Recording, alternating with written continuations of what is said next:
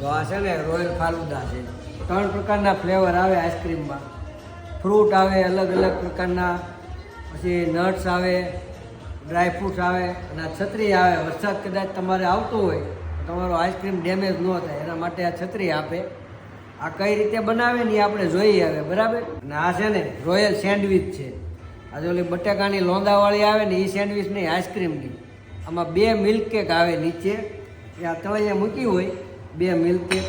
અને આમાં કાજુ બદામનો ભૂકો ને આન તેન પિસ્તા બિસ્તા જો આ ચેરી હોય, આ ચેરી બેરી તમે ખાવ ને, આ તમે ખાલી શાકો ને તો તમને એમ થાય કે આ આઈટમ મારી કોઈથી ખાધી નથી. આ ઇન્ડિયામાં તમે ખાધી જ ન હોય, એની જ વસ્તુ તમારે ન્યૂઝીલેન્ડમાં ખાવાની છે.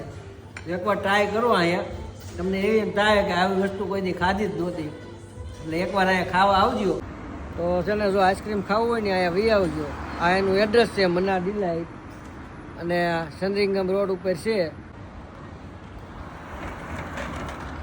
આ એનું એડ્રેસ છે, એટલે પહોંચી જાય બધાય જેને ઈચ્છા હોય એને આઈસ્ક્રીમ ખાવાની. બરાબર છે, જોરદાર બનાવે છે.